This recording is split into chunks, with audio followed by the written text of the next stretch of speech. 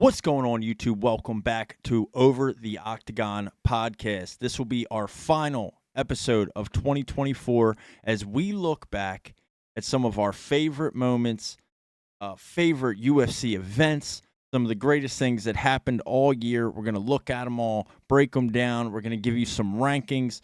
We also included some community input. We had some people reach out to us on social media, some fighters, some previous people we've had on the podcast, have interviewed on the podcast. It was a really fun episode. Don't forget, if you're not already, subscribe to the channel. And if you like this video and if you enjoyed 2024 in the UFC, hit the thumbs up, like the video. And down below, go into the comment section. Leave us a comment and let us know what was your favorite moment in the UFC for 2024. Had a lot of fun with this episode. We're looking forward to 2025. Join us now on this journey, baby. The greatest podcast in the MMA game. Let's get it. Peace. Blood is on the steeple. There's murder on my mind. Guiding all the people to a pretty suicide. I want to live forever. Live forever. I'm hiding from the sun. I can't fucking wait. I don't want to spend my life with you. I don't want to do the things you do. I just want to castle in the darkness and never lose my youth. Never lose my youth.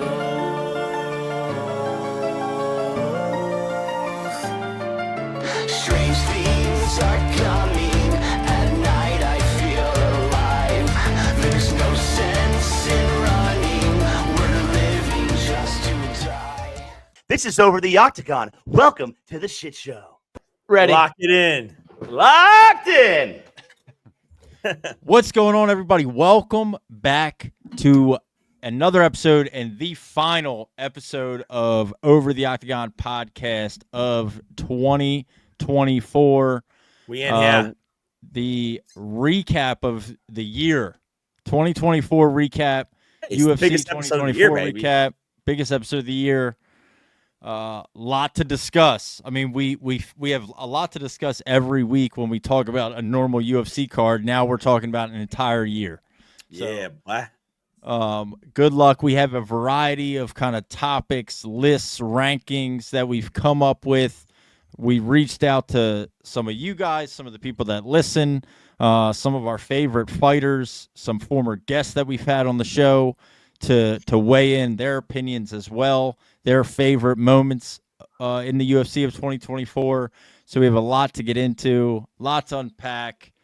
Overall, as I was kind of looking through the cards today, I mentioned this to you guys before we started recording, but as I was looking through the cards today, trying to rank my top five, I was kind of like, man, like I remember being way more hyped for this card. And then I was looking at it like, damn, that card was actually kind of mid. And then I was like, yo, man, I was so hyped for this card. Oh, that card was all decisions. Fuck. Yeah. You know, and don't get me wrong, like we definitely had some bangers. Like, I mean, overall, like we had some incredible fights. Obviously, UFC 300 was, you know, this year, which I think is, you know, one of the greatest cards of all time, especially the greatest card of the year. But I mean, you know, it was, you know, I don't know. I mean, I think there was a few new things that happened in the UFC though. We had the Sphere that had never happened before. UFC 300 was obviously the most well put together card probably in history. Yeah. You know, they finally broke out of the Apex and started doing fights across the USA again a lot. So it's like Yeah. a lot of shit did happen in 2024. So it's facts. a lot to unravel, you know? Yeah, man. The promotion for these events was insane this year. I feel like That I everything agree. was promoted heavily, dude. They did was- all it was things good. right except name the fucking fights. Yeah. Why couldn't they go? We've talked about this before. Like, why did we not get UFC 301 fucking 301? Redemption. Yeah. Hell in Why? a Cell, dog. Yeah. Like, They had so much things go right, except for naming fucking fight cards again, man. Custom shorts. Custom shorts. That was lit. We started getting custom shorts. Custom shorts may gloves. be, yeah, but Briefly. right, right. We're done with the new gloves. So new gloves didn't even make it a full year. New gloves came to be June 1st at UFC 302 was the first time that the new gloves were used, and they were done by November. Yep, because John Jones was like, but if they got rid of them altogether, it obviously wasn't just him, right? Because if it was just him, then maybe they would for that event. But like obviously they've scrapped them all together. Yeah, but that's not true because remember they reused them again like that next fight night. Right. So, but then they didn't. But now they're done with they're them. done with them. Yeah. So I think because that fight was probably already so close, and guys had been training in those new gloves. Yeah. And they wanted, you know what I mean? But it's does just that really weird. make a difference though? Like training in new gloves. No. I mean, I don't. Well, I don't know. I mean, for grapplers, yeah, dude. I think so. Yeah. Right.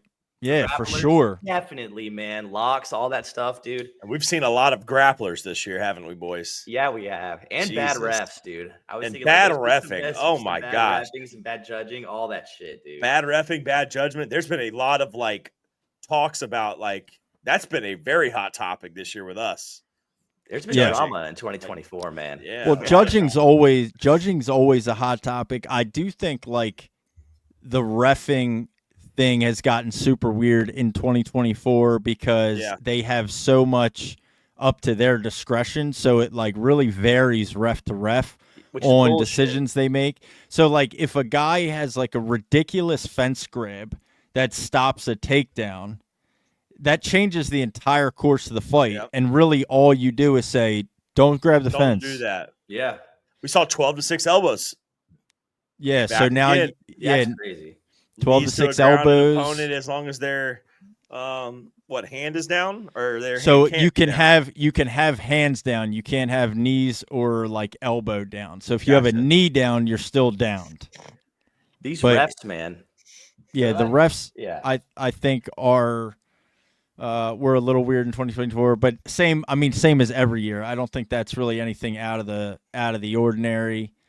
But I do think like highlights of the year, 300, obviously the Sphere, regardless about the card. I think, just that whole production was insane. Yeah, it was. The whole event, the concept behind it was dope. Mexican Independence Day, that was sick. Custom shorts, probably one of only ever happened to ever happen. Yeah, it'll never happen again. The custom shorts thing has become ridiculous. Like now everybody's kind of getting them, and I love that. I love the custom shorts. I do too. Yeah, originality, man. It's interesting to me though. Pantoja didn't have any. No, God, he's so clean. He's clean cut now, man. But I feel like he's like. He's clean cut. He shaved his head, man. He's just straight up militant on this motherfucking shit, dude. He's militant. Yeah, he didn't have any. I thought that was like kind of strange. I didn't realize it until after was that 310 just recently. Yeah. I didn't realize until afterwards. I was like, damn, he didn't have any custom shorts. He still just had the black and gold, the championship shorts, which, maybe he chose that. Maybe he's just wanted custom. True, because I don't think Islam Makhachev did either when he fought Dustin Poirier in June. Oh, he had the black and golds. Yeah, that's what I mean. Like they had, I'm pretty sure Poirier had custom shorts and Islam didn't. Yep. So that has to be a choice. Obviously, maybe it is. Yeah. That's true. All right, we got a couple things to talk about. Yeah. So let's start off this with, we'll start off with like biggest rising star. So we're going right there. Yeah, we'll go right to biggest rising star of 2024. This is how I kind of envision this. We'll build our way up.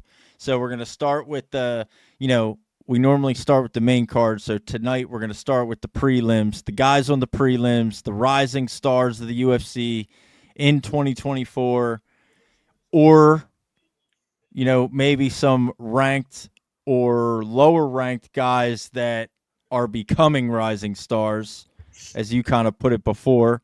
Okay. I'm on both. But I'll do so both. we're both biggest rising star of 2024. And then we'll move to our flop, maybe our pound for pound list, our cards, top 5 cards, favorite moments, maybe new champ. We'll mix some stuff in there. But yeah, give me Joel, give me your biggest. You want me to go first? Yeah, give me your biggest rising star of 2025. Okay. I'm going to do my rising star, rookie, and vet, like I said I was going to do. Okay. But I feel like I have 3 names here. I'm gonna say my one because I feel like the other 2 are likely one of either y'all's 2. So I'm gonna say I'm gonna say the third man, who I think that y'all probably didn't pick, but I still think he's a rising star in 2024, and that's Shara Bullet. Yeah. Wow. Okay. I wasn't thinking you were gonna say that. Undefeated in the UFC, 3 fights in 2024. Now ranked in the top 15. Yeah. Very well proven rookie to ranked, especially with all of his all of the things that went along with him growing. Like I feel to get 3 fights to go undefeated in 2024 and stay undefeated in the UFC, and I feel like he's my rising star. I have the other 2, but I'll let y'all say y'all's, and if y'all don't name them, then I'll mention them as like honorable mentions. But I'm gonna go with Shara Bullet as my rising star of 2024, and then I'm gonna say my rising vet of 2024 is DDP. Oh shit! What? Rising vet of 2024. Came into 2024 with a title shot, beat Sean Strickland, defended his title against Izzy, beating Izzy and beating Strickland, and then his career in itself. I feel like he's the most risen vet this year, in my opinion. He shocked me the most out of anybody, any champion that we have right now. He shocked me the most. Yeah, he was definitely kind of a guy that, especially after he handled Izzy the way that he did, that you were kind of like, damn, he really is that fucking dude.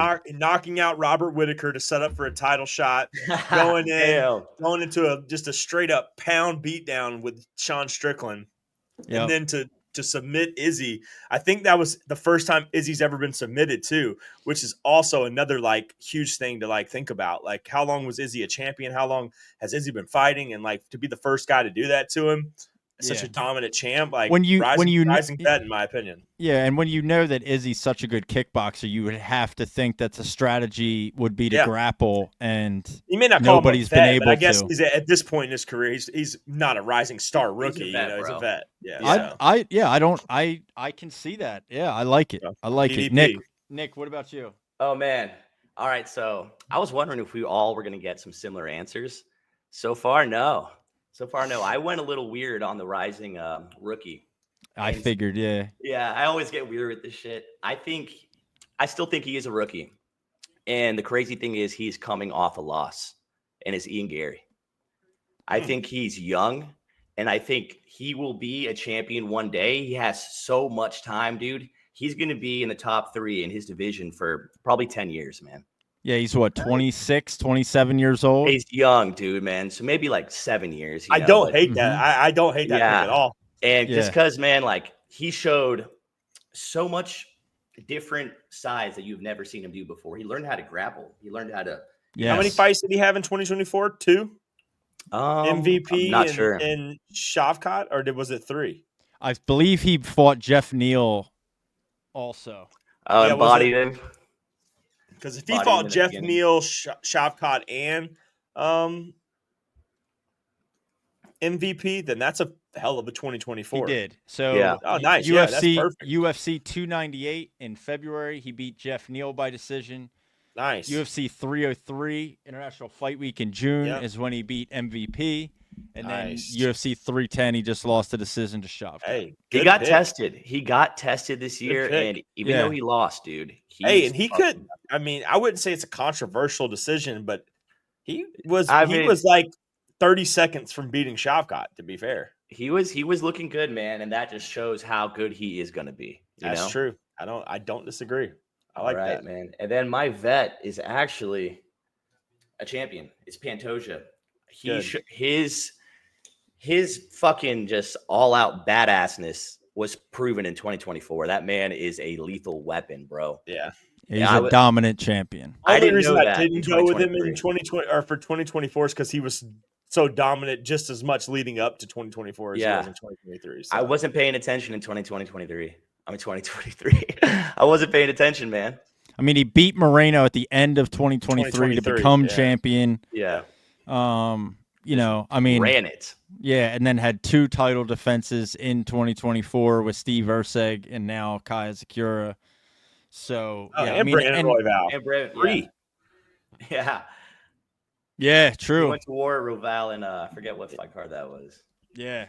Yes, you're right. Yeah. Three. He showed him No, that division he was that going to be I'm my that guy. one, but like I felt like DDP was my pick only because he won the belt like first thing 2024 and defended it, and then Pantoja won it in 2023. So your 2 answers were what, Joel? DDP and Char Bullet. Char Bullet and DDP, and Nick, you had Ian Gary Ian Gary and Pantoja. and Pantoja. All right, so okay, I'm the only one that actually chose a rising star, I guess, because both you guys picked fucking ranked fighters like little fucking pussy boys. Well, I mean, my guy, Char Bullet wasn't ranked He is now. until his last fight. Now he's ranked. All right, well, I feel like a fucking obvious choice. Well, really, I have 2. I guess I have 3 if we add a veteran. Your 2 is probably my other 2. Yeah, I mean, they're the obvious choices in my opinion. My first is 9-0 undefeated Peyton Talbot. Oh, Bantamweight. Yeah, Two knockouts in 2024. One of Cameron Simon. That was a second-round knockout, but he just absolutely demolished him the entire time. And then his second fight at International Fight Week against Gamori, he finished him in 19 seconds with just a straight right hand. Yep. Which, I mean, that kid is, and like we've seen him now fight in the UFC 3 times, once on the Contender Series. I mean, dude, I feel like he's super well-rounded. He's good fucking everywhere.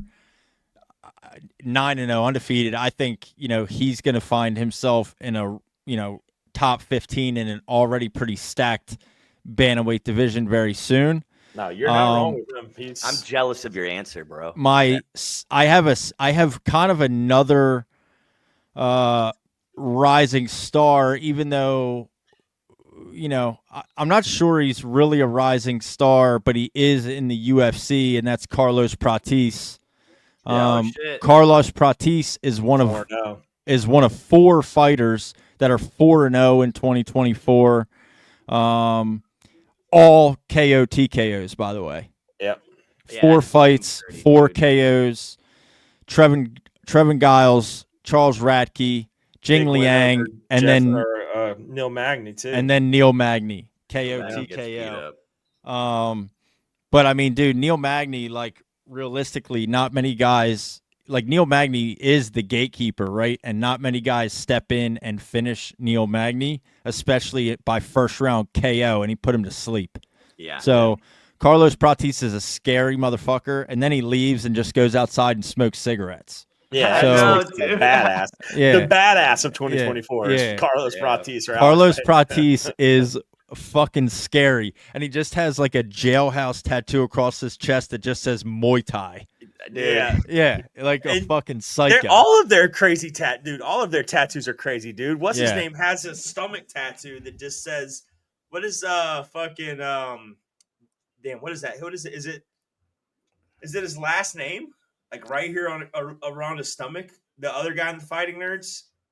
Baralho, No, not Barajo. The other one, the smaller one. John Silva. Yeah, Gene Silva? He has like a stomach tattoo that says something like right on his stomach. It just looks so out of pocket.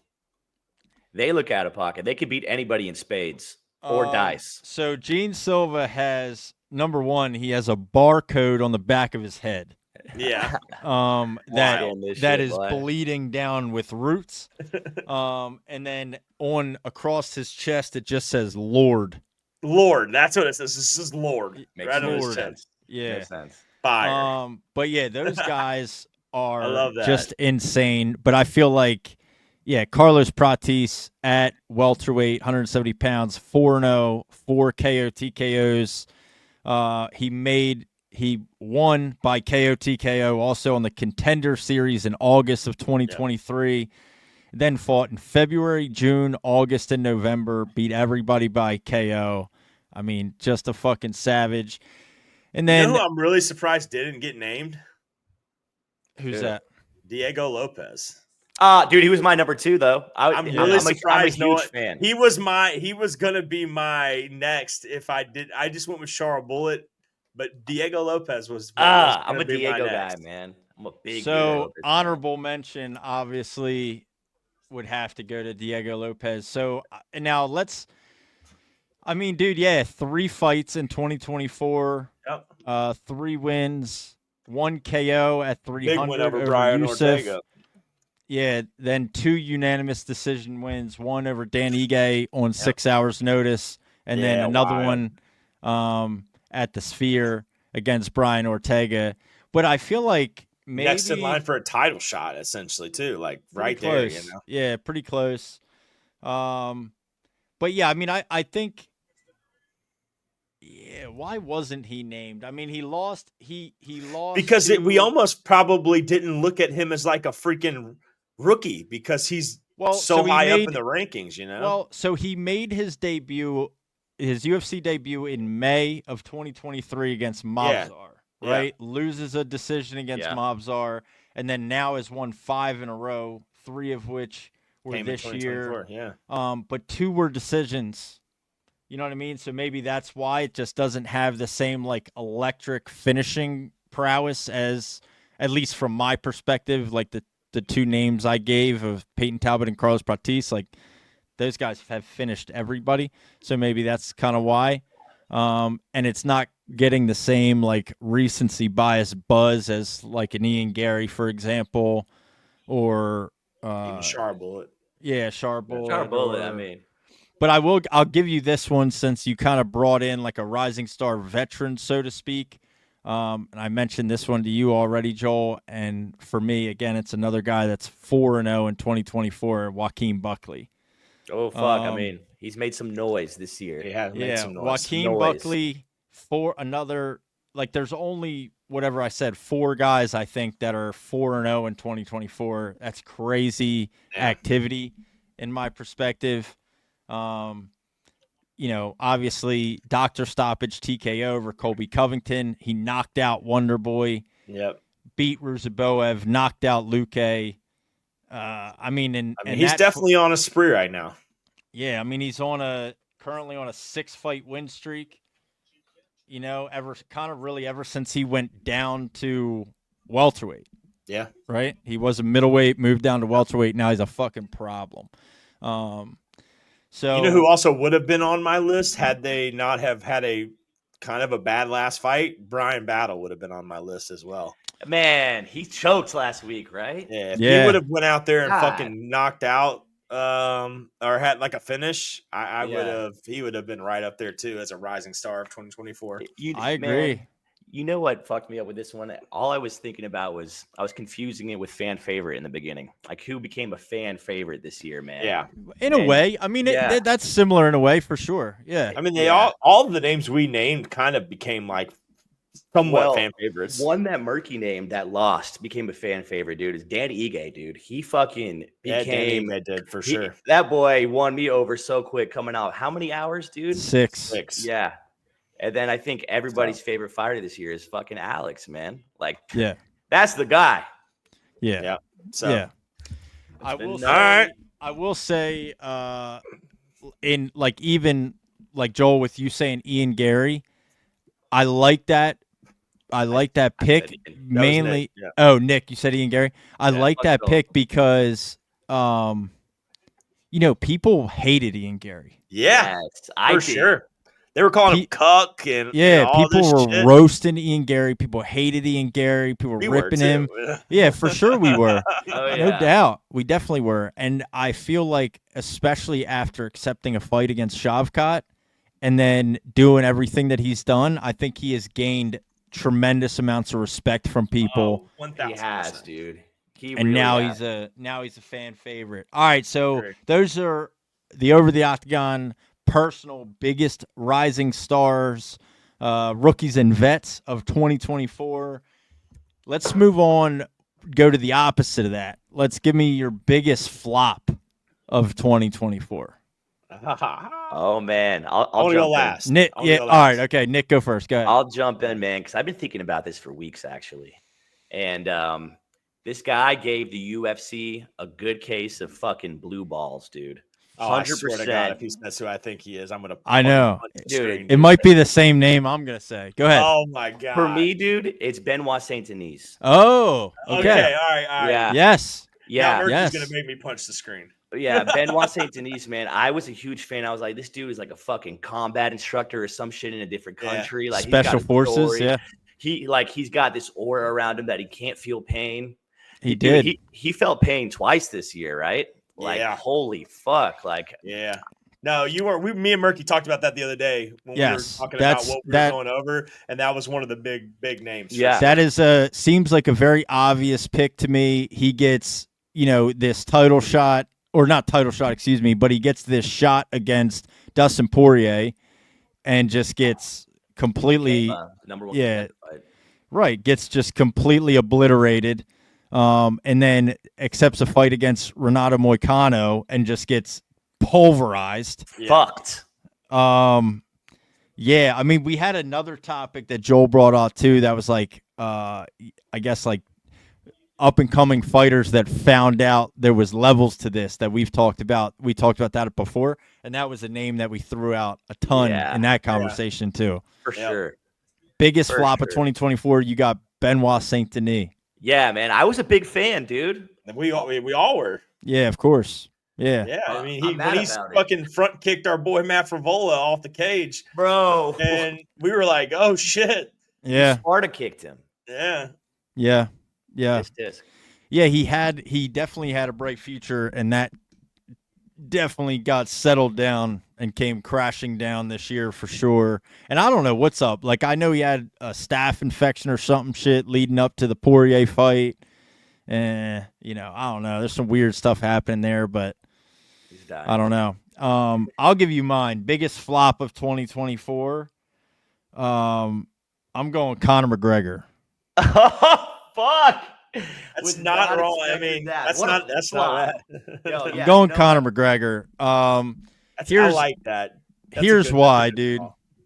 And I know, like, I just know because people love him that not everybody's going to like that answer. But here's what Conor McGregor did to me in 2024. I literally could not care any less about what he's doing or what he does or his training videos that he puts out on fucking Instagram or potential fight news. Like, until I see that motherfucker in the octagon, I don't believe he's ever going to fight again.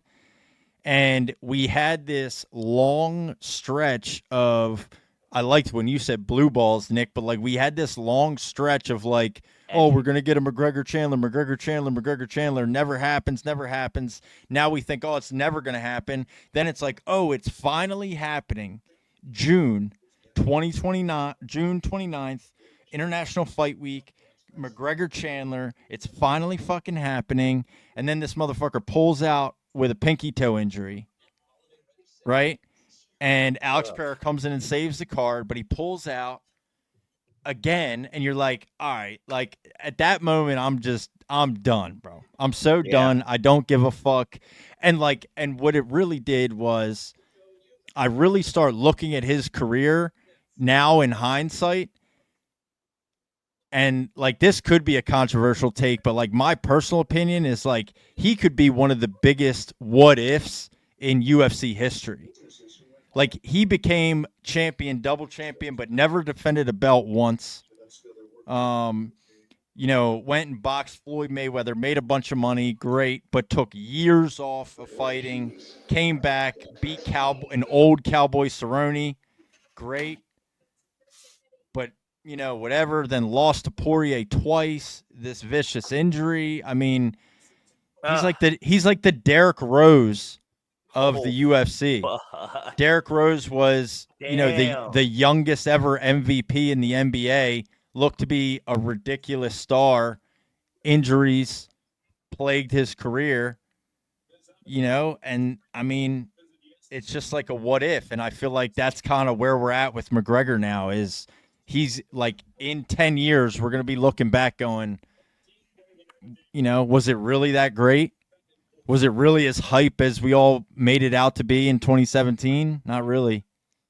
I like that answer. That wasn't what I was expecting. It's the I best thought you take were of going the to be like a episode. dick and be like, biggest flop of 2024 is Bo Nickel. Nah.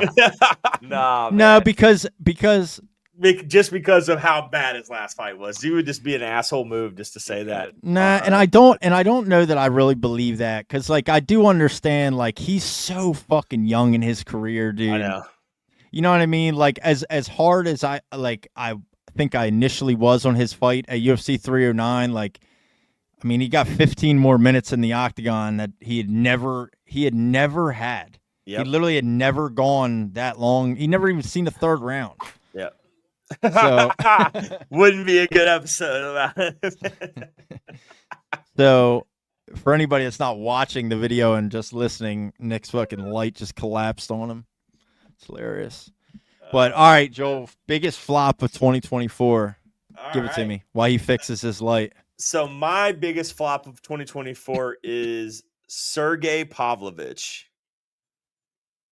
Okay, yeah. And I say that because he was the boogeyman in that heavyweight division. Everybody was like, yep, he's not going to lose. He's going to be he's going to be the champ. This guy's knocking out everybody. And then here we go.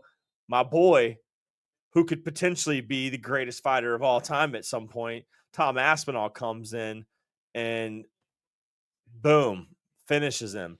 And then what does he do? He goes right back and then loses again to Alexander Volkov. And it's like, man, now this guy who's supposed to be, who could have potentially been the best heavyweight, is now fucking on a 2-fight losing streak in 2024. Yeah, he's kind of mid. And now he's fighting fucking Rosenstruck. Like, man, that's a big drop off from a title, a potential defending defending champion. He fought for an interim belt. Yeah. He fought Aspinall in the end of 2023. He fought Aspinall for the interim heavyweight title fight. Obviously gets knocked out by Aspinall in the first round a minute in. Yep. Doesn't fight until June of 2024. Loses a decision to Volkov, which he was just getting beat up the whole time. Beat up. So that's my biggest flop. Yeah, and I mean, previous to that, he knocks out Curtis Blades, knocks out Tai Tuivasa, knocks out Derek Lewis. Knocks out. He had not had a fight where he left the first round. He was like, all right, but yeah, I like that pick. Pavlovich, biggest flop. So we had Nick, your biggest flop of 2024 was who? Benoit Saint Denis. BSD, which I think is honestly an obvious choice. I like that. Obvious choice. Yeah, I like that choice. I had Connor, and then the boogeyman Sergey, or the should have been boogeyman Sergey Pavlovich. and actually, Joel, like now looking back on his record, what a fucking collapse! Holy shit! Drop, a straight drop. I said, he's fighting Rosenstruck, dude. Like that's bad fall. Yeah, you can thank Tom Aspinall for that. Yeah, buddy, you can. You can thank Tom Aspinall for that. All right, so before we get into our pound for pound, actually, let's do this. Let's do pound for pound first. Okay. And then we'll get into 2025 prediction, new champion. Okay. So your top 5, your personal top 5 pound for pound. Oof. Joel's it can't all be heavyweights, dude. That's not what pound for pound means. Yeah, we know what your version means, Joel. All right, fuck you. It's not. His is Tom Aspinall, John Jones, John Jones. Yeah. 100%. But yeah, you just tell me when. Our top 5 personal pound for pound lists. You guys have started first. I'm gonna start first this time. Yeah. All right, good. So I'll do it like this. Number 5. Number 5, Alexandra Pantoja. Oh, Okay. wow. Pound for pound. That man's already cleared out a division. I know it's not a super strong division, but it kind of is, and he's just already beaten everybody like 2 times. Yep. And I think the way that he beats guys is pretty dominant. And then as far as a pound for pound argument, Kai Azakura is really a bantamweight. So Oh, shit. just for the record, Kai Azakura hasn't fought at flyweight since like 2019. I think we should And- go 5-5-5, 4-4-4, 3-3-3, 2-2-2. No. 5, You 4, sure? 3, 2, 1. Yeah. Because you can't do it like that. All right, number 4. So number 5, Alexander Pantoja. Number 4, Ilia Topuria. Oh. Which is exactly what he is ranked currently on the UFC's pound for pound list. I think it's appropriate. Like, I don't know that I really deviated too much from their list besides putting Pantoja in it, or the media's list, or however they're coming up with the UFC's pound for pound list. But yeah, I think Topuria deserves to be in the top 5 this year. Knocks out Volkanovski, obviously, to get the belt. Great win. But then he knocks out like a red hot Max Holloway, who just knocked out a Justin Gaethje. So at lightweight, so now you're kind of transcending weight classes in that sense. I think he deserves to be top 5. Number 3, I'm going to go Islam Makhachev. Islam Makhachev is a lot of people's number 1 pound for pound. I don't think he's number 1. I think he's 3, solely because, from the way I understand it, the only title defense he has is one against an actual lightweight. The other title defenses he's had are against guys that are smaller, and is against Volk, who's a featherweight. Better preach, Murky. I'm not saying 3 is still incredibly high, right? So you can't take away anything from him skill wise. That's still ridiculously high. But I don't think he's above the next 2 guys, which at number 2, I'm going to put Alex Pereira. What the fuck? You know what I mean? What do you even say? His whole record writes itself. 2 division champion, shortest time period ever. He fucking murders everybody, knocks everybody out. He did it at middleweight. He jumps up to light heavyweight, doesn't miss a beat. He's beating everybody's ass, belt to ass, to everybody he gets in the octagon with. It's not even close. He could arguably be number 1, but number 1 to me, as long as he's still fighting, is John Jones. That's maybe one of the only takes that I firmly agree with Dana White on. Just because how can you not? How can you not? I at this point, he takes a long time period off because of injury, right? He tore his pec muscle off of his body. Ew. Has a ridiculous injury at his age, recovers, comes back, and then still TKO Stipe with a ridiculous spinning back kick to the body. I mean, the dude is just fucking, it's I think it's why I want to see him versus Aspinall so much, or him versus Alex Pereira so much. It's because those guys are so dangerous, and they're the only people on the planet that I really believe have even a fraction of a chance of beating him. I agree. Yep. There's nobody else that even stands a chance. I don't think Francis does. I think he destroys Francis. Oh, he fucks Fighter up IQ Francis, is dude. insane, dude. Yeah. So It's next level. Yeah. So John Jones, Alex Pereira, Islam Makhachev, Ilia Topuria, Alex Pantoja, top 5. All right. Go ahead, Nick. I'll let you go. Want me to next. go in? So we're starting with 5. Yeah. All right. So I was wondering if Build the mine's hype. gonna be hell yeah, almost identical to a couple of you guys. I was wondering if we're all gonna have the same top 5. So far, yes. Number 5, I actually have Ilya.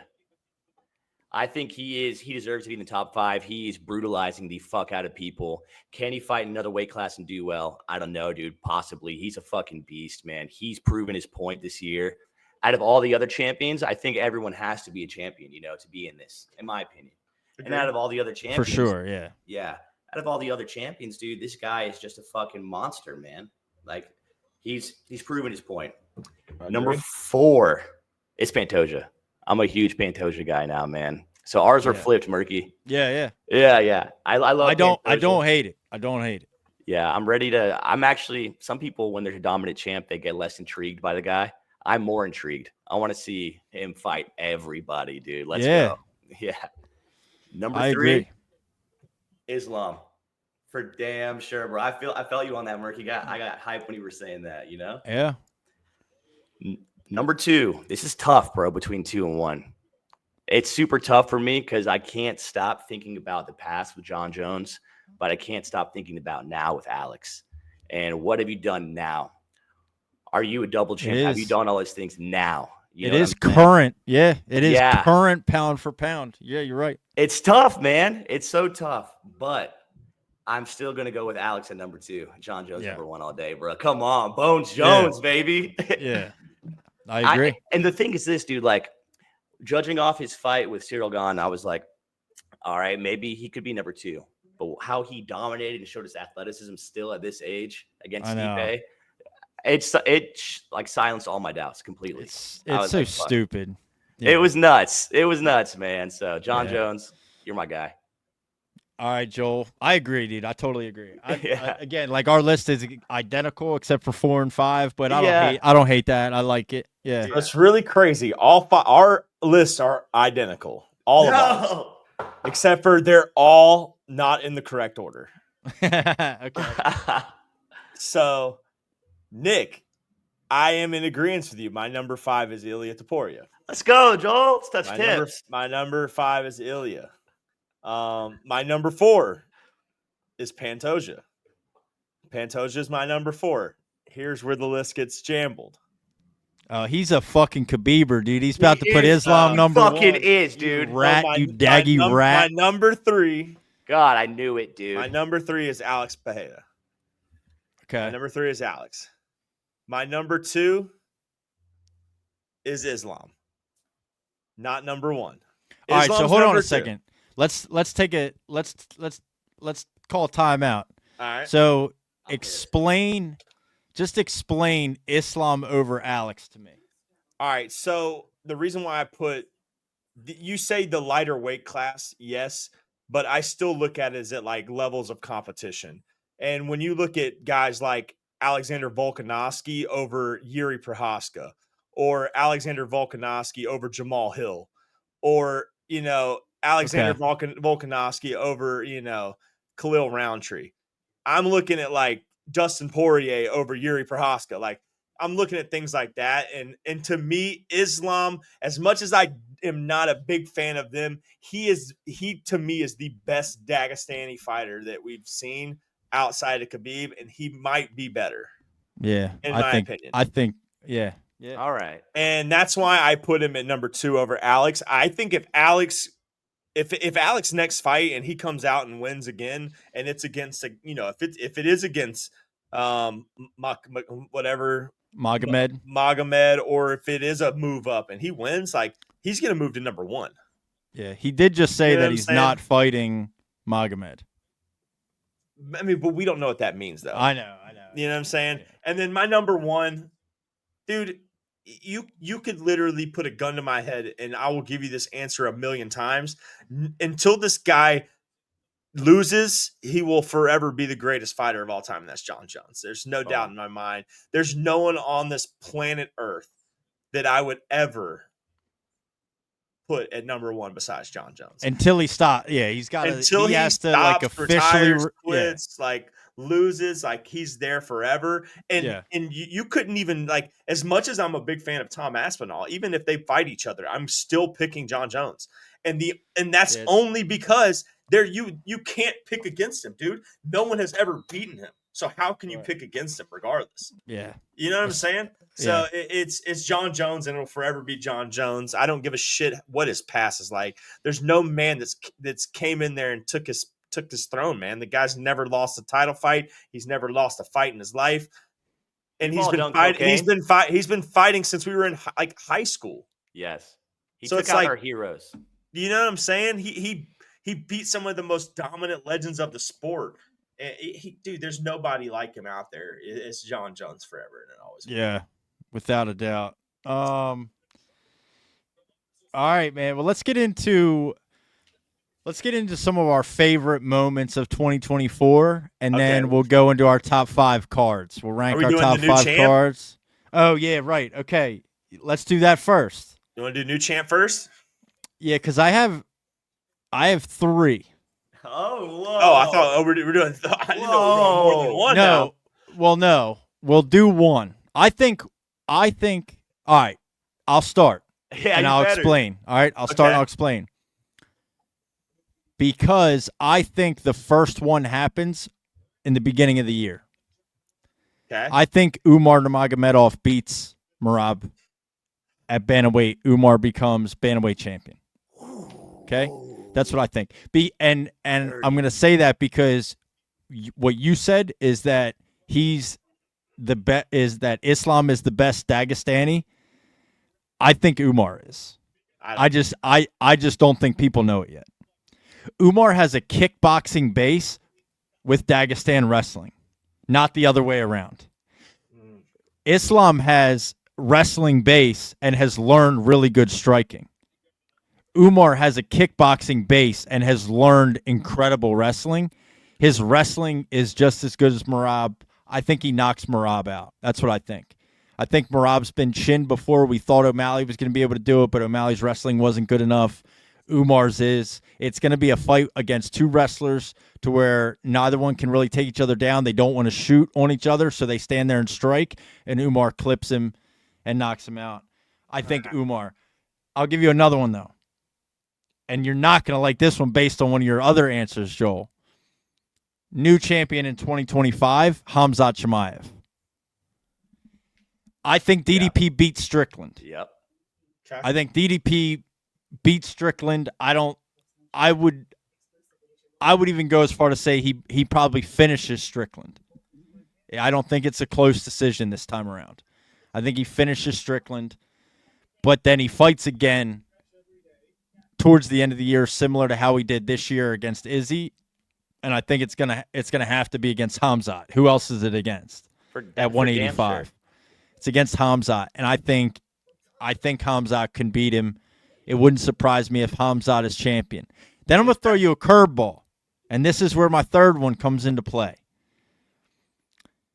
Ilia Topuria recently has made comments about moving up to lightweight, Yep. even in the fact that he would vacate his title at featherweight. His coach came out and said that he walks around at 192 pounds, which I don't know if I believe that or not. It seems ridiculous. That's but ridiculous for his height. But if possible, and this is why this is kind of a curveball, but if pending Topuria does do this in 2025 and he moves up to lightweight, I don't think he goes right to Islam because I just don't think anybody really wants to see Islam fight another featherweight. Like, I think he's going to have to go fight somebody at lightweight, like a Charles Oliveira, or you know what I mean, and get a top 5 win, and then you're there. But so if he does that and he vacates the featherweight belt, I hate to say it, I hate it. It really bothers me to say this, but it wouldn't surprise me if Mobzar Evloev is a featherweight champion by the end of 2025. What? You daggy rat son of a bitch. Wow. You just talk shit about me about Islam, and then this motherfucker comes in going Umar champ, Masvar champ, Khamzat champ. He just burned the American flag on a You podcast. You're a fucking terrorist. So here, dude, listen, man. Mobzar is so good at like getting a decision win. You know what I'm saying? I hope those. Who else at featherweight, right? So like Diego Lopez, dude. right, but he beat Diego Lopez by decision the first time, and I'm not saying that short Diego. Yep, I know. This is why this was my third. This was a curveball. I told you it was a curveball. I'm just saying because here's what I will say: if Topuria does not vacate and Topuria stays at featherweight, Topuria knocks him the fuck out, and I don't think it's even close. And Mobsar can go back to Russia and rot in a cave somewhere. All I care. But I'm just saying, if he vacates, I think it's very likely that Mobsar, because this is just how the UFC is nowadays, dude. It hates its fans, and you know what I mean? God doesn't love us anymore, dude, and it gives us shitty, boring champions like Bilal Muhammad, you know? So we're going to watch a guy crotch sniff and wrestle his way and lay on a dude for 5 rounds to get a boring split decision win. Excuse me, and become featherweight champion. But I think that's a long shot. I think Hamzat's more likely. I think Umar is super likely. The other reason I really think Umar is because Merab's camp is they're already doing the bullshit. Aljo's already doing the bullshit he did against O'Malley. He's already putting out videos like they're making him take a fight on 6 weeks' notice. It's too soon. They're already doing the bullshit. He's doing the same shit he did against O'Malley after he lost. He's making all the excuses and they're already doing it. Dude, I actually really think Merab's gonna beat Umar's ass. We'll see. Not even lying, dude. We'll see. Really do. Would you I've root for Merab I've on been that? wrong. I've been so wrong on those things, but Merab is fucking good, man. He Merab is surprised me a lot recently. Merab is good. Merab is very good, no doubt. That's why they're fighting for a title, dude. They're the best in the world. That's why he's You know the what I mean? champ. That's why he's the champ. They're the best in the world. To me, Hamzat was your most realistic choice in my For sure. That's why it was that's why I was like, but then really again, number one. DDP is like, he's hard to take down, and he's an aggressive fighter. Like I don't know, man. That pressure to DDP is exactly what he does to people, though. No, man. I'm going to go out and say it, man. My answer was Hamzat. Yeah, I could see it. So that was my answer, and I 100% am riding that, dude. He's going to own that division, that's the most realistic answer. He's scary, dude. So I'm Hamzat all the way. Yeah, Joel, what's your champ, and then we can kind of break it down a little bit more. So now is where I piss everybody off in the podcast and the episode because, dude, this wouldn't be the end of the year 2024 episode if Dirty Bird didn't throw out a fucking woman.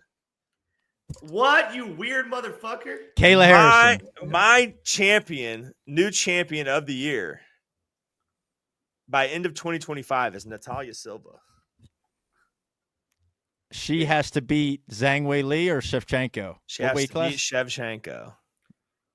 That's a great take. I just don't give a fuck.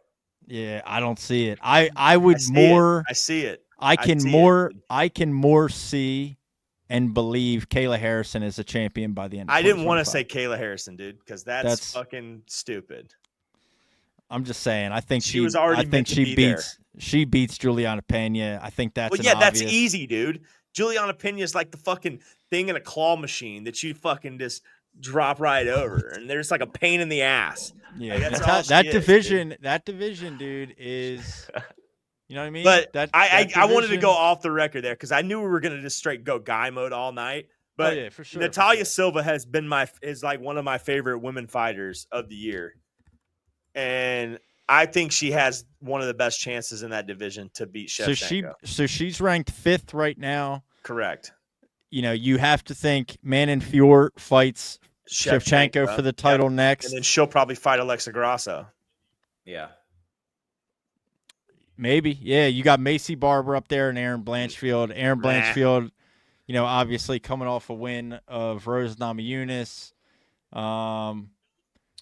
You know, Macy Barber coming off a win of Kaylin Sermonara.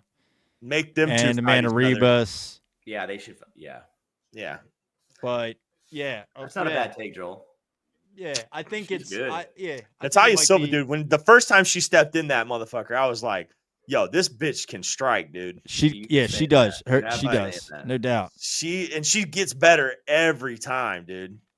Here's a little surprise that I didn't realize till right now as I'm looking at the rankings. Miranda Maverick is now a top 15 ranked women's. After that fight, dude. Women's flyweight. Women's MMA, dude.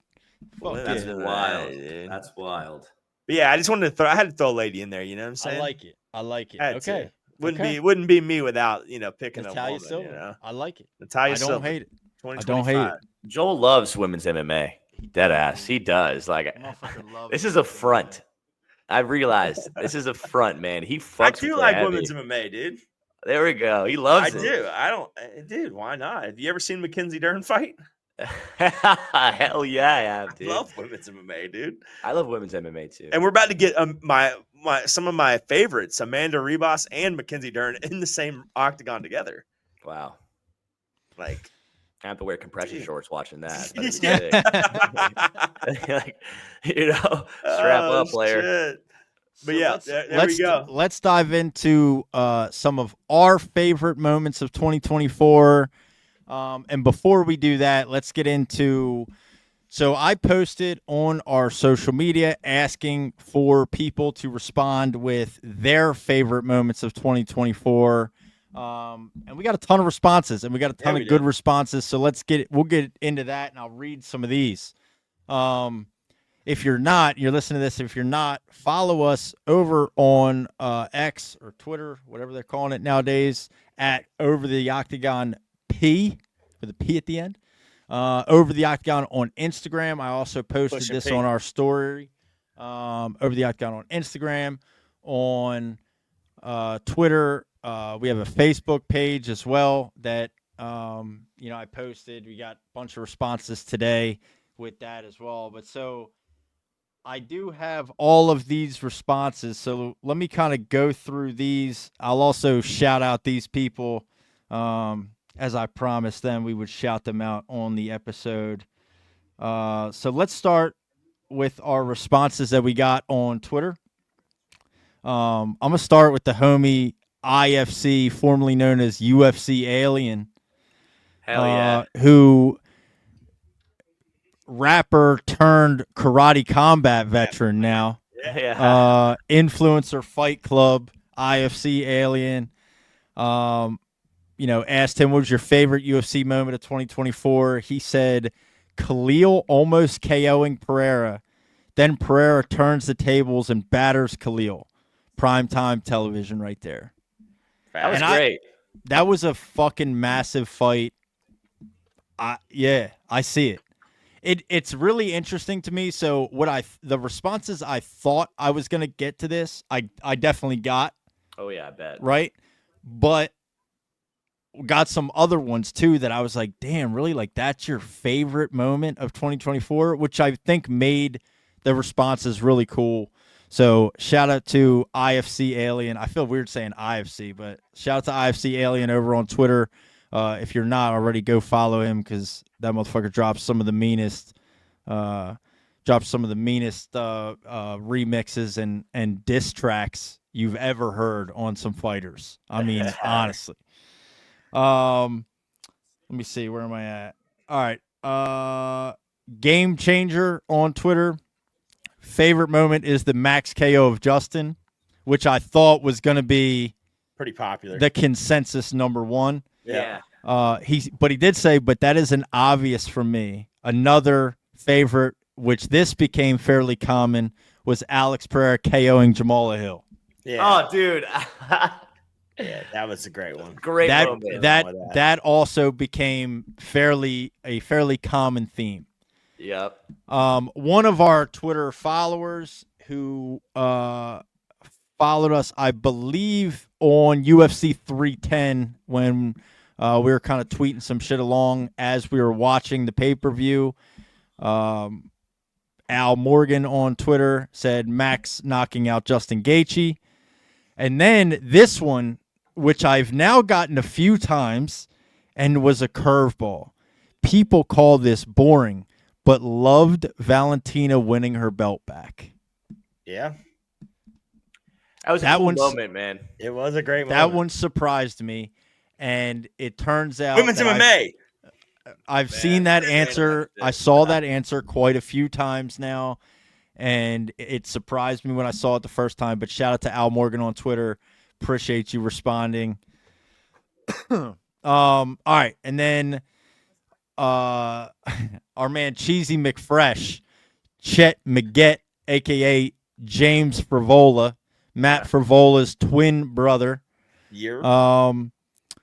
gave kind of another different answer, but I understand his answer being who he is and who his brother trains with. Yep. He says his favorite moment of 2024 was Marab winning the belt. Fuck. So I understand, that's his brother's teammate, and what I mean, I'm sure they're friends and stuff. So that's the thing. So, we did have a few fighters respond to us as well. Yeah. And you can tell their answers are a lot different. Teammate related, yeah. Yeah, Or their friend answers. related, Yeah, their answers are a lot different than some of the fans and things that responded, agreed. which is kind of cool. All right, the homie Joe Skeletor Giannetti. That's my guy. Yeah, love that dude. Should be fighting again in karate combat very soon after his last win at KC50 with a fucking disgusting question mark kick knockout. If you haven't seen the video of that, we have a reaction video posted on our YouTube or Instagram, TikTok. It's all on all our socials of his question mark kick knockout. If you haven't seen, go check it out. But his answer was Pereira knocking out Jamal Hill was his favorite moment. You of like 2024. that? Good. Hell yeah. I love that. Chandler on Twitter, Chan Larger on Twitter, he said Justin Max knocking out Justin. He said, but I feel that's too easy. It is. My personal fave from the year would be Dustin Poirier's 2 fights, Islam and Saint Denis. Okay. I just felt like both had me on the edge of my seat each time with different implications. Sounds like he's just a big Dustin Poirier fan. I Big like Dustin that. fan. That might be But one of my favorites who's so not far. a big well, you're not because you don't like Louisiana swamp trash, but Yeah. I mean otherwise like like that. everybody loves DP, dude. I think that's actually a really good answer. That's That a might be my great favorite answer. one I so think. far, man. Like really good. Damn. Well, and so think about it like this. He's right. Both of Yeah. them had you on the edge of your seat, right? He's fighting the up-and-coming guy. Dustin Poirier was an underdog against Saint Denis, by the way. Yeah. He was. And then a fight against Islam. He fought Islam fucking tough, dude. He fought his ass off, dude. I was standing up clenching the whole time. know. Like, fuck. Yeah. I like that answer. And then frequent listener to the podcast, so he will hear this, Doc J on Twitter. I think a lot would have Max versus Justin, and the whole fight was great, but the last 30 seconds of that fight was epic, which is obvious. But he said his personal favorite is Dustin Poirier KOing BSD. He's also a Dustin Poirier guy. He said he's #1 Diamond fan, and he was counted out and a dog in the fight and showed his grit and slept a hype. Maybe, now what we've already talked about, maybe slightly overhyped BSD. BSD. Yeah, boy. He gave another one. He said Alex KOing Hill was Yep. priceless with all the shit talking Hill did, which I totally agree. Hill literally tried to catch Alex Pereira's arrow on the walkout and then got fucking slept in the first round like Loved a it. dumbass. I mean, Beautiful. he caught it. He caught it for show. He caught the hand. Yeah, he caught the that fucking shit. left hook. He caught Yeah. something, bro. And then he was the first to mention this, which I've come to also see quite a few times. Honorable mention, he said, to Dan Ige stepping in on 6 hours notice to fight Diego Lopez. That was a badass moment. That was fucking crazy. Damn, Agree that with was- All right. UFC fighters move over to Instagram, but UFC fighter Landon Quinones, which we've had you two interviewed on this podcast, Ultimate Fighter veteran, fought under Conor McGregor on the Ultimate Fighter, UFC.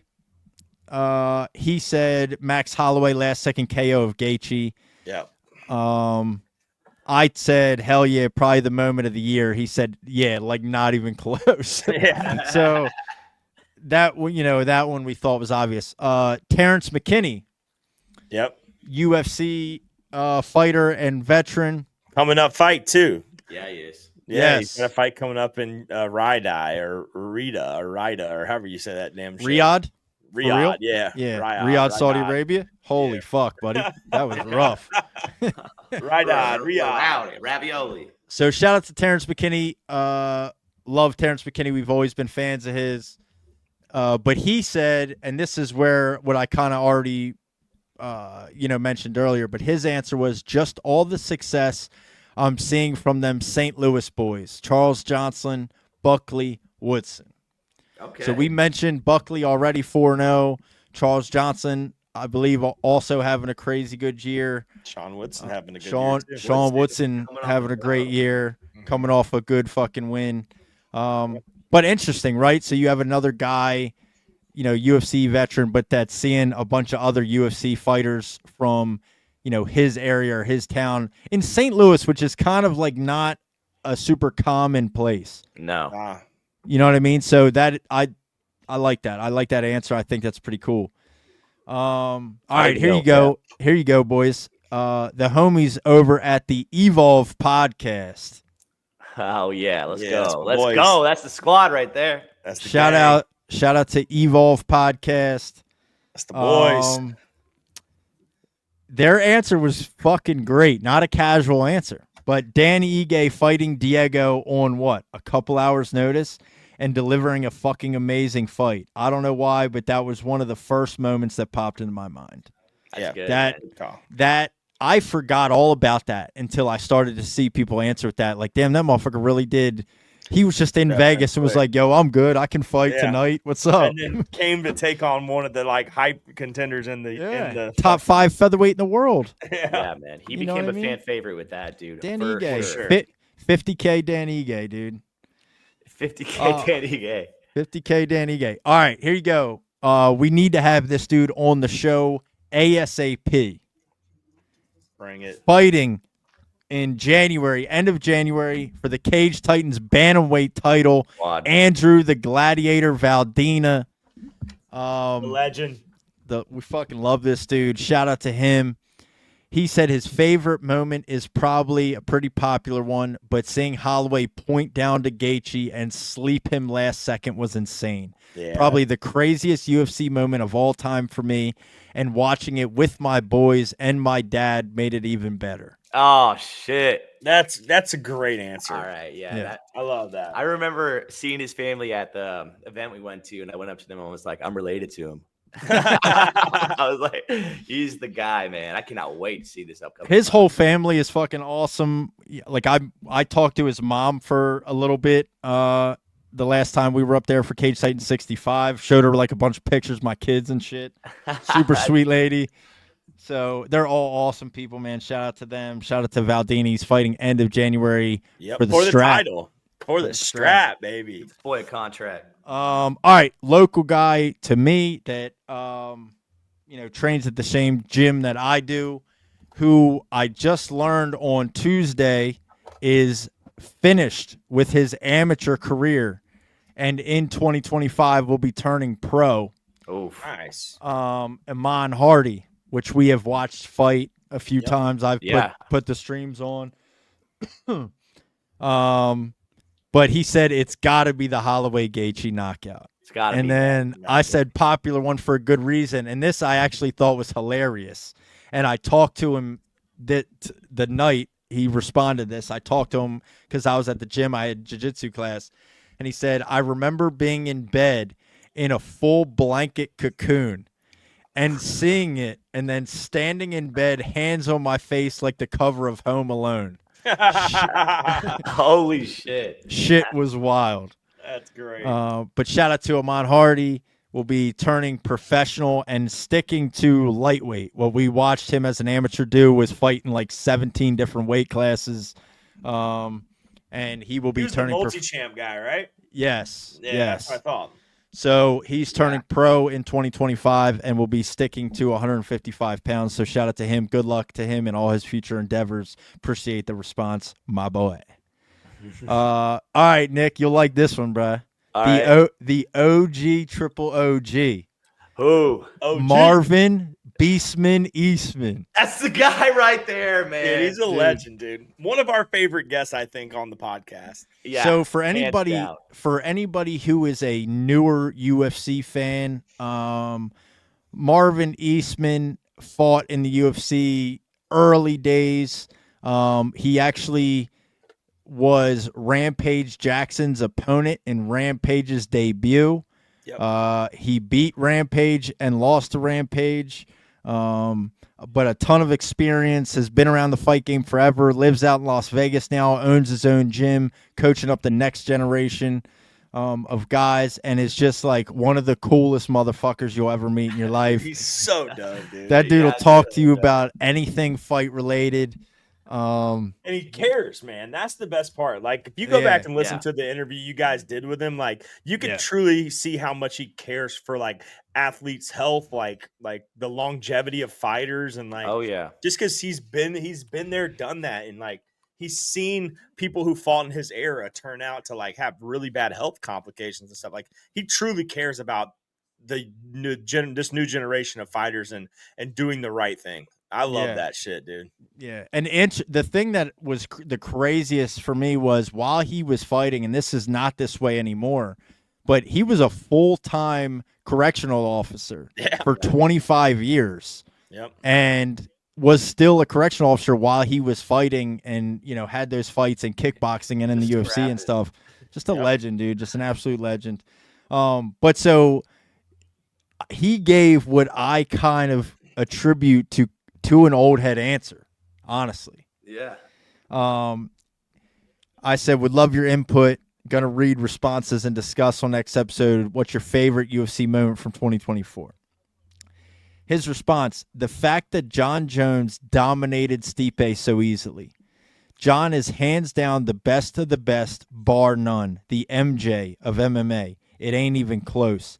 Even with all the outside garbage, it doesn't diminish what he's done in the Octagon. Close only matter of horseshoes, Reyes and Gustafsson. End of the day, win means 2 checks, not 1. Oh fuck. I love that. Oh man, that's the best answer ever. You are my guy. Eastman I love Marvin Eastman. Shout out to him. UFC legend, OG. Yeah, just an absolute savage. And yeah, I mean, dude, yeah, right? Cool moment for John Jones fans to see him get back in there after injury and run through Stipe the way that he did. That's a great take, bro. That is a great take. This one I was really excited about that we got a response from, which is the reason why I am wearing this shirt this evening. UFC 300, sick shirt, sick event for 2024, but also from my personal favorite UFC clothing brand that's doing it right now. The shirts and the designs that they put out are absolutely insane. I think they're some of the coolest shit you can buy, and that is Full Violence. Full Violence has some of the greatest gear out, dude. Like all the collabs they do with the different fighters, all the designs they come up with are just absolutely fucking insane. This shirt for UFC 300. Yeah, they are the best clothing brand in MMA. With Pereira doing the... Without a doubt. Yeah. That's so shout out to Full Violence. And Full Violence, favorite moment from 2024 was Ilia Topuria KO over Max Holloway. Yeah. Holy fuck. Did not expect that. Damn. That is not a common answer. Did not expect that. They said Ilia recent KO. To which I had to respond. We're huge Topuria fans. Love that response. Thanks. Shout out Full Violence. I hate when fucking Murky loops us into Ilia Topuria by using we as the answer. He should just fucking say, we dash Evan are big Ilia Topuria fans. Dash me. Shout out to Full Violence. We love your fucking clothing. We really do. I have a ton of your shirts. I will. Hey, hit us up for some ambassador shit. Let's go. I will continue to support you guys. If there's anything we can do for a partnership in the future, we are very interested. We love everything you guys put out, everything you're about. So shout out to you. Okay. Another former guest of the podcast, professional lightweight fighter, Marquez, the Black Clover Forest, who was the interim Cage Fury lightweight champion and then recently lost to unify that belt. But I just learned recently, I think this morning, that he is also fighting in January, I think he said. Again, I'm not sure the details on that, but we will. We got to Possibly try to have get him on back. and talk about it. We got to try to get back into some fighter interviews. It's been a minute. We haven't done them. We got to get back Yeah. into that for sure. But he said, "Ooh, man, I might be a little biased." So here's a different take, right? Like we were getting some kind of different responses from fighters, but he said, "Ooh, man, I might be a little biased because I just saw my boy get fight of the night, Billy Q, at last week's fight. Since I was there, because he is a South Florida boy, he was at the UFC Tampa event. Okay. Obviously friends with Billy Quarantillo at last week's fight. Since I was there and actually saw the banger, he obviously got knocked out, but I love the fight since I was actually there. Close second would be Max versus Gaethje or Chandler versus Oliveira too." Love that answer. Yeah. Love that answer. Why? Because we were there. We were there for that. We were absolutely there for that. So yeah. All right. And then back to our Twitter account. MMA Casuals on Twitter, who Joel, I think you're familiar with because he does a lot of memorabilia stuff. But so shout out to MMA Casuals over on Twitter. Another response of Dustin Poirier KOing Benoit Saint Denis with after a capital for sure. So okay. without a doubt, that is his number one favorite. Dustin Poirier KOing BSD for sure, which he actually was at that event because he sent us a video of his point of view of that knockout, which was pretty sick. That's what's up. So shout out to MMA Casuals over on Twitter. I agree, man. What a sick moment for sure. All right, friend of the podcast. This is the last one. Friend of the podcast has done a guest appearance on the podcast, also traveled with us up to New York for UFC 309. Wounded Healer over on Twitter. Our friend Thomas McLean said he gave a lengthy answer and he took a significant amount of time to respond.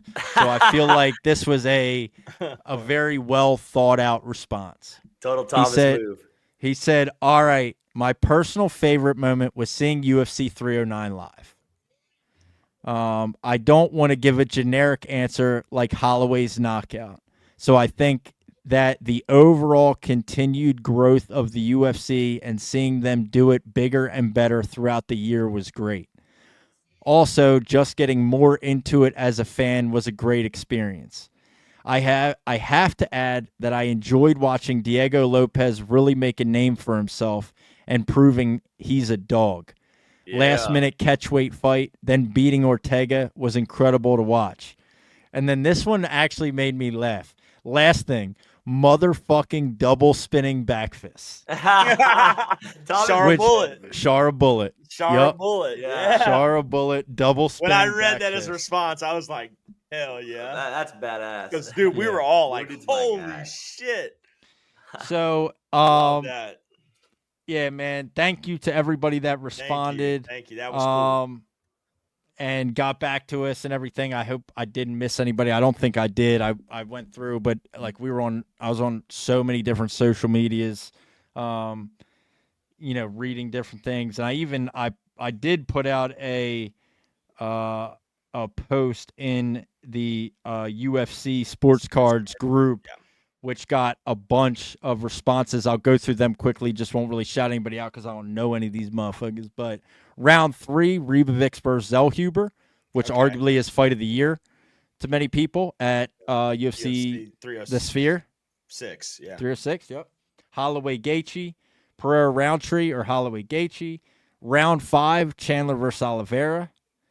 Toss up between post-fight Twerk and Patty's post-fight teabag. Also, Patty's post-fight teabag was not this year. 2023, yeah. If not, that was against Jordan Levitt, I think. Yeah. So that could have been 2022. Pereira starching Jamal Hill and Max versus Justin. Oh, when everyone was making fun of Ian Gary for letting other men fuck his wife. Peter Yan versus Davison Figueiredo. Yeah. It's interesting. Valentina getting the strap back in enemy territory. Huge. This was a cool answer. Being in Vegas at a watch party for UFC 300, hanging out with Hawaiians. Definitely a memory I'll never forget. To which I responded that would have been fucking crazy when Max knocked out Justin to be in that. Oh my God. Somebody else said Pereira versus Roundtree. Alex getting hit in the nuts, then waving Herve off and sleeping Hill. Oh. The Hamzat comeback. Holloway KO on Gaethje for sure. And this I completely forgot about, but Charles Radke shit his pants after a liver shot from Carlos Pratis. That happened. That was a thing that happened in 2024. Totally forgot about that. It is this guy's favorite moment, so he shit himself. Alex Pereira KO and Jamal Hill. But a bunch of good responses on that. Shout out to the Facebook group UFC Sports Cards over on Facebook. If you're not already, make sure you follow all our social medias over on Instagram, Twitter, Facebook, TikTok. Subscribe to YouTube, all that stuff. But all right, boys. That a lot of good responses. Very cool to read through everybody. But let's get into our favorite moments. Favorite moment. Let's keep it to one. Let's try to narrow it down to one. Favorite moment from 2024. When do you guys go first? Go ahead, Nick. I'm basic, man. And sometimes it's okay to be basic. It is. It is. You know, with a lot of these answers, I was like John Jones because it's okay. It is a popular answer, man. But sometimes I try to think outside of the box. But I'm not going to lie, man. It has to be the Gaethje Max thing for me. No just doubt. because, dude, that's just insane, man. That's what the fuck. I know. It doesn't get better than that. I know. It doesn't get better than that. I know. I don't know how it could. So, that may go down as one of the greatest moments in UFC history. One of them, yeah, for sure. Yeah. I mean, honestly, like just everything surrounding it, like Max was an underdog. Then he's beating his ass. He won all 5 rounds, and then in the last 10 seconds, you point to the ground, and then with 1 second left, you fucking sleep him. Dude, it's iconic, man. And that he just created a thing that people are going to do for the rest of the UFC's existence, and it's pointing at the ground. It's like the moment, dude. We have seen people do it after that. We saw plenty of people try to do it. It's just, yeah. It's the obvious choice. I want to do it right now to Joel. So I fucking point at the ground and fucking come at him, dude. Dude, my favorite moment was beating Nick's ass at Red Seal. So. Oh, fuck you, dude. You not even beat me up, man. That's a good angle. That was a good angle. That's it. Is that yours, Murky, too? Yes and no, right? Because it's not mine. So, I mean, it's one of them, but it's not It mine. is. Yeah, it is. Okay, so outside of fighting, I'll say this. Outside of fighting, my favorite UFC moment was being at UFC 309 and Donald Trump's entrance to UFC 309. Yeah, that was.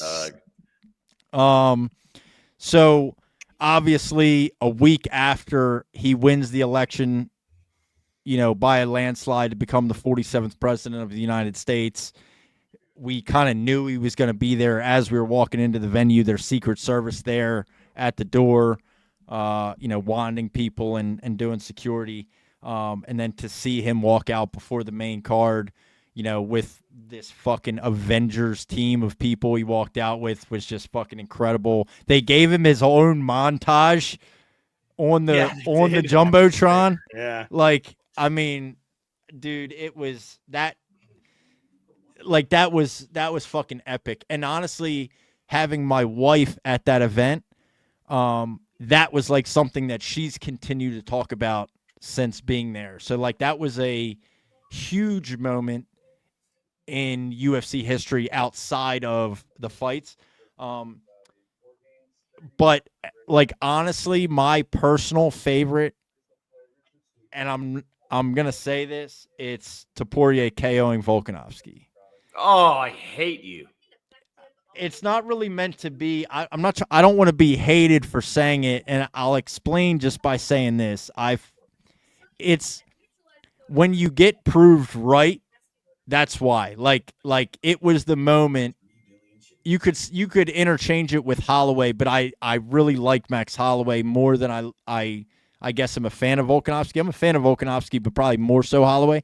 So I didn't want to go his K over Holloway, but I think him becoming champ and knocking out Volkanovski in the second round just really was like, I fucking knew it. I knew he could do it. I fucking knew it. And he's going to do it again. Fair. Yeah, I mean, that's great for you. It's probably my least favorite moment of the year. Yeah. So my favorite moment was kind of like it wasn't really a same kind of scenario as yours. Like, it feels good when you're right about something. Mm-hmm. So it could have been Max Gaethje, but I went a kind of a route, and I only heard this. You mentioned this fight, I think once, maybe twice. Was I sent a message in the group chat a while ago, and I said fight of the year just got announced, and I got roasted for fucking 10 minutes of saying, no way you're putting this kid, how is this going to be fight of the year? This is not going to be fight of the fucking year. And then I went on a list of saying this was going to be this person's toughest fight outside of his previous. This is going to be a fucking badass fight. And then here it is right here. Ain't no way we're taking this person and talking this person and fight of the year in the same sentence. Get a grip. That's gotta be my Did you screenshot the replies? See, that's got to be my response. This is the nonsense right here. Hogwash. Bullshit. My favorite moment of 2024 was Alex Pereira versus Khalil Roundtree, because I personally thought that was one of the best fights I have seen. Yeah. All year. Interesting. You were right, yeah. Because I think the narrative leading up to that was that Pereira was just going to walk through him. Yep. I got a question, Joel. Did you screenshot those comments we replied instantly? I did. Have you been holding on that? Dude, that one's been bugging me for a while. Dick. Dude, that's hogwash. No way we're putting this name and fight of the year in the same sentence. Dude, bros, fellas, my guys, chill. Like, dude, Alex Pereira versus Khalil Roundtree. I even said it. I said Roundtree's going to be his toughest fight in recent years outside of Izzy. Power for power, Ty versus kickboxer. I'm horny as fuck. Joel is so petty. If you got receipts, dude, I respect it. I can't even talk shit. You got receipts. He said I'm horny. He's ready, dude. Oh my god. And I said, imagine Alex knocks him out in the first round. Then he'll be I think if he knocked Khalil Roundtree out in the first round, then we would be sitting here talking about a GOAT talk. But guess what? Khalil Roundtree went fucking 5 rounds with that motherfucker. Khalil Roundtree definitely held his own in that for sure. He's a fan favorite now too, man. Yeah. He kind of showed Alex that he's human a little bit too. Yeah, well, we knew, right? Like, Izzy KO'd Alex. Sure. Like he is beatable, but there hasn't been anybody at light heavyweight that's shown it. Yeah. So my second moment was Donald Trump, UFC 309. That was on my list too. That was an incredible moment. That was that I'll never. Man. I almost cried. I legitimately almost cried, dude. Yeah. Being there, seeing that was one of the fucking. Yeah, I almost fucking cried for real. Like, it was like, That's amazing. I know I said it on our vlog that we put out for UFC 309. We made a little vlog on the event, our trip to New York. If you haven't seen that, go check that out. It's on our YouTube page, but and I said it in that video, like, it felt like a fucking victory lap for America, baby. Yeah, it really did. You know what I mean? The moment was that big. It was massive. It was. I agree. It was fucking massive. All right, dude. And are we on the last bit? Are we on that the was last a fucking question? phenomenal segment. Really Again, was. I want to say thank you to everybody that replied with your real. favorite moments.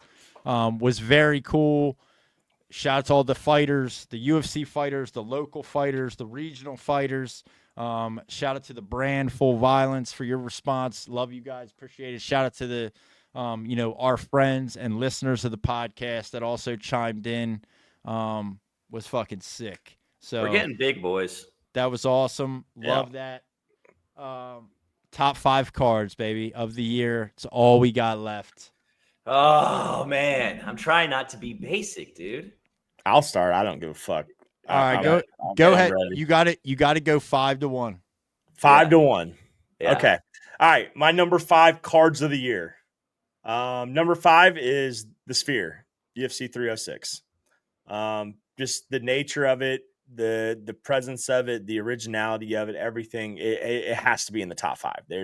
You can't put that, even if the card didn't meet the expectations of the Sphere, it's still just the Sphere. It has to be there, in my opinion. And my number 4 is UFC 309. Why? Because I was fucking there. That's why. Yeah. So it's in the top 4. My number 3 is UFC 303. And that's Yep. because we saw Danny Okay. Ige take a 6-hour notice fight against Diego Lopez. And dude, that right there that made the night. Like we thought this shit was dead, dude. Yeah. We didn't know what was going to happen when we saw the announcement come through. And then out of nowhere, John Anik goes, Joe Rogan, boys, we have something going on here. And then we get that. And then not only on top of that, we get Alex Pereira fucking face kicking Yuri's top off, literally bending his hair like a fucking airbender. Yeah. For a TKO win. Like UFC 303, number 3 on the list. Okay. Okay. And my number 2 card of the year is UFC 308. Slut. Max Number Ilya. 2. Nice. Number 2. Chimaev beating Robert Whittaker in as gross fashion as he did. Ilya knocking out Max for the first time ever. Ige Murphy was great. Shara Bullet with the double back spinning or spinning back fist, the double spinning back fist. Like that card was fucking fire. Okay. And then obviously my number 1 is UFC 300. It's untouchable. Really? There was competition, man, I think. It's hard. Number 1, you think there was competition? I don't think there's competition. UFC 300 is the best card of the year. So. Yeah, it might be the best card ever, but it might be the best card all time. The only knock it has against it is potentially like kind of a letdown at the main event. Come on. But I mean, that was a banger, right? Like that UFC 300 main event gave us this moment and this t-shirt. Yeah, and dude, right? it was so good. I mean, I'm gonna go back to a women's fight again, but it was so good that we overlooked one of the best women's fights of the year. Yeah. Yeah. It got overshadowed because of how good the card was. Like Zhang Wei Li and Yan Xiaonan versus Zhang Wei Li was a fucking banger, dude. That was. Yeah. It got overshadowed. Remember she choked her out? Yeah. She choked her out, the round ended, and then she woke up, and then they fought another round. And then she fought a whole nother round. Yeah. Fucking put her out, dude. I know. So 300, number 1. Yeah. Okay. All right. All right, Nick, go ahead. All right, man. Mine's different. Mine's different for sure. And I do think that 300 was probably one of the best ever, but I'll get there. But there was some other ones that could be in the top 5 UFC fights of cards of all time as well, man. But I'm starting off with something 5. you guys wouldn't expect. Number 5. It's 304. It's seeing Leon get dethroned wasn't a good moment, wasn't a bad moment, but it was a fucking moment, dude. Like that fucking happened. And on that card as well, Tom gets his revenge against Curtis Blades. That was fucking awesome, dude. And then the time of that card was what made me not even think about that one. It was so bad. And then Patty, he beat Bobby Green. Bobby Green. It was entertaining, man. A lot of stuff happened in that fight. So that's my number 5. Number 4, you talked about it too, Joel. It's 303. 303. 303 was a good card, man. Did you see number 4 for 303 as well? Number 3 was 303. Okay. So you guys know about 303. I'm not going to talk about it. It was a good ass fucking card if both of us were staying it. Yeah. Number 3 is 299. Yes. 299 was wild. Starting the year off with fucking Strickland? Bro, O'Malley versus Cheeto. Oh, yeah. O'Malley Cheeto, yeah. Dustin versus Benoit Saint Denis. Enter MVP to the UFC. Yep. Jack Della versus Gilbert. Yep. Piotr Jan fought. Curtis dethrones that fucking Almeida faggot. Yes, dude. Yes. Fuck yes. Thank you. And, yes. and Lacey Barber had her booty on there. So I was like, oh. Damn, That that's was- number 3. That was Yes. a good ass card, Yes. bro. Damn. Yes. Okay. Yup. You were. Yeah. Yeah. I did Okay. my homework, dog. Yes. And Fair. number 2, dude, is actually 296. That's Ooh. last year though. Is it really? Yeah, that Oh, was then I'm December. completely out. But then 300 then. 300 for number 1. I guess number 2 would be 299 then. Yeah, I guess 296 is. Oops. I got because that card was like one of my favorites of all time. I think 296, I believe, was December. That was of Leon 2023. Colby, right? That was Leon. Yeah. it was December. Yes. God damn, dude! It was Leon versus Colby. Yes, because Everything. 297 was the God. first card of the year. That was Strickland Duplessis in January. Yeah. 296 was Leon Colby, December 16th, 2023. Oh, so close. That card was amazing. And then I'm gonna say 300 was 300, man. Yeah. Fair enough. Could be the best ever, man. But don't sleep on 296. I mean 299. So, I had some similarities with both of you guys. And some differences, obviously, but number 5 for me, I had as the Sphere. The same reason as Joel did. Yeah. Number 5, it being the Sphere, just solely based off the fact that it was the Sphere. Because when you look at the fights themselves, almost every fight was a decision. Every fight on the main card was a decision. The Zellhuber-Ribovics fight obviously was incredible, but just the whole thing with the Sphere, the fucking mini movies in between each fight, the ring girls wearing different outfits every fight. She was sexy. I mean, dude, the different custom outfits and shorts they had for every fighter. I mean, fuck, the hologram models they had of the fighters in the lobby of the Sphere. I mean, like the production of that event puts that number 5 for me. Number 4, which I don't think either one of you said, understandably so, but I do think it is a miss, is UFC 308. Oh. 308 was obviously Topuria Holloway. Yeah. I said 308. Oh, you did say 308. That was my number 2. Okay, 308. This is my number 4. Whitaker, Hamzat, Dan Ige, Lerone Murphy. Great fight. Char Bullet, Armin Petrosian, double spinning back fist. That's right. You did mention that. Rebecca Oralby was fight of the night. Them dudes beat the shit out of each other. Kennedy and Chekuwu beat Chris Barnett. There was a bunch of good fights on this, and then capped off with Topuria knocking out Max Holloway, which nobody thought was possible. Yeah. So that was that's my number 4. I'll move to my number 3, which I can't believe I have it the exact same as Nick. Number 3, UFC 299. Yeah. UFC 299, bro. Nick, fuck yes. Everything you were saying, dude. Everything you were saying, absolutely. The fight versus Chito Vera, number 1, incredible. Great fight. Sean O'Malley did his thing. That knee he hit Chito with that you could hear from outside the arena was disgusting. Poirier St. Denis, MVP debut. What other? Oh, Jailton Almeida gets fucking. Somebody finally gets rid of Jailton Almeida. Yeah, man. I mean, yes. Also debut on that card was Robelis Despain. Oh, out here. What? Which, yes, UFC 299, Robelis Despain, who now is cut from the UFC and just got a knockout in like 12 seconds. 4 seconds at Karate Combat. We watched that last night. Last night. That was Yep. insane. And so his UFC debut was UFC 299, and he got an 18-second knockout in that fight, which was ridiculous. So that is my number 3. My number 2 is UFC 303. Yuri Prohaska, Alex Pereira, 2. Yep. Danny Gay, Diego Lopez, obviously the catchweight fight of that. Myro Buena Silva, Macy Chiason. You guys didn't mention, but that's the one where they stopped because of the cut on Buena Silva. She had that disgusting cut. MVP Ian Gary was on that card. Joe Pfeiffer fucking completely murdered Marc-Andre Barriault on the prelims. Cub Swanson, Andre Feely. Gene Silva fucking knocked out Charles Jourdain. Peyton Talbot knocked out Gamori. Oof.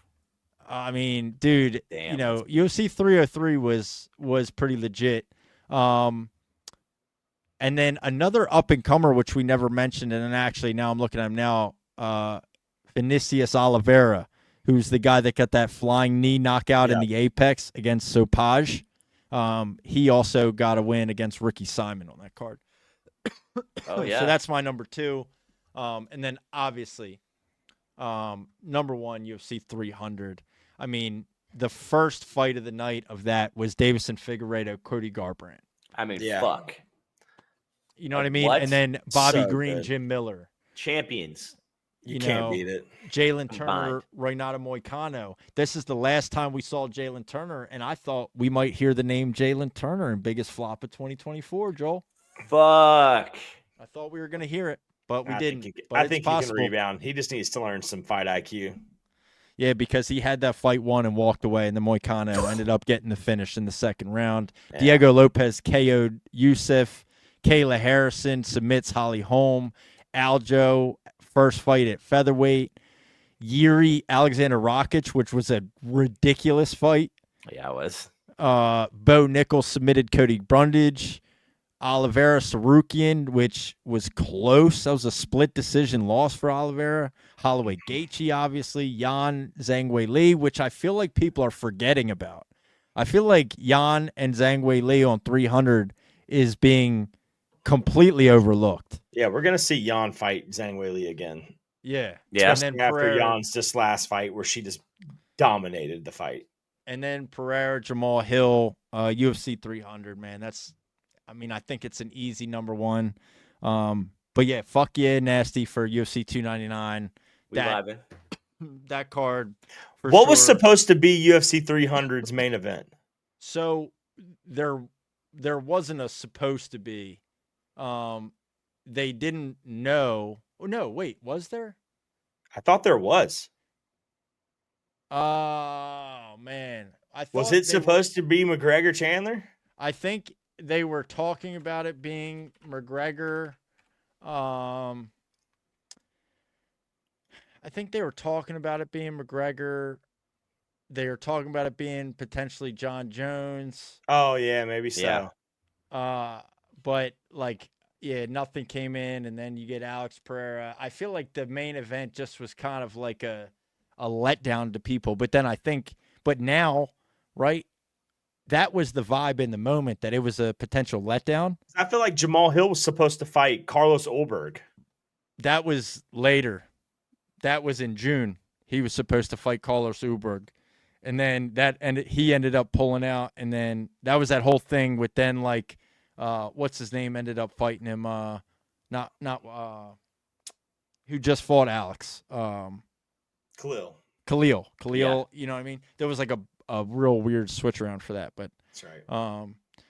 But yeah, it's interesting because that was like a letdown of a main event in the moment. And then now, as we sit the end of 2024, and we've asked all these different people their favorite moment of 2024, and a ton of responses were Alex KO Jamal Hill. I think they just wanted to see Jamal Hill get knocked out. Yeah, everyone did. I did, man. I mean, shit. So, I'm just fuck saying, right? Like that has to mean something.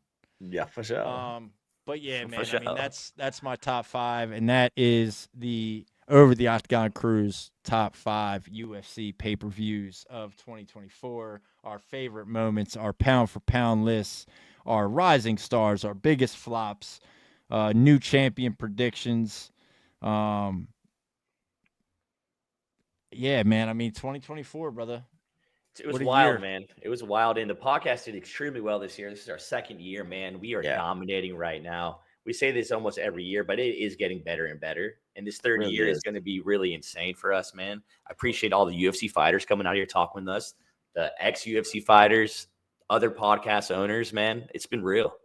Yeah, it's been a fucking journey and a ride for sure. I'm just like, we're Dude. still doing this shit. That's what I was just about to say. it man. ain't Like, stopping now. I you know? wasn't gonna let this episode end without just saying how happy I am from where we were 2 years ago to where we are now. Like, I know we had this episode last year where we did our 1 year anniversary episode. And at that point, I was just now introducing Murky to the podcast, like him That was the coming best in the moment. door. And that was the best moment, was how he comes in and we just start to grow. And now here we are another year later, and we haven't dropped the ball once, boys. Like, we're still fucking growing. We're still doing our damn thing. We're literally going to be YouTube partners by the end of this year. 2 years into the podcast, we have fucking multiple Instagram reels over 1 million views. We have multiple fucking YouTube videos over thousands of views. We have almost 3,000 watch hours on YouTube in literally less than a year. Oh yeah, and Spitting Backfist is still some bitches. Yes, and we still want to fight Spinning Back Fist, and they still won't do it. Yo, I looked I at will- a video last night. I I'll was say watching this. that big F motherfucker. He looked like he was the size of the couch. I Get will up, say this shit though. fat fuck. Let's go. On a more real note, I don't know how much that motherfucker, the fight baiter, the fake news, the fake newser, the Twitter troll, crazy Kev weighs, but that motherfucker can get the business in the pit at the Fury grappling stage at NAGA in Philly on February 8th, because I'll be there, you pussy. You can come and get this work whenever you want. I'm gonna cut 4 pounds and fight the 160, 169 weight class in NAGA on February 8th. So I don't know what your little fucking child ass weighs, but yeah, you can come get this fucking business whenever you want. My gi's sitting right over there. I'll do gi, no gi, whatever the fuck you want.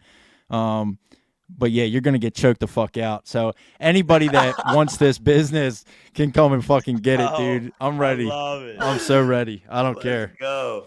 I quit fucking smoking for this shit. I've stopped drinking energy drinks.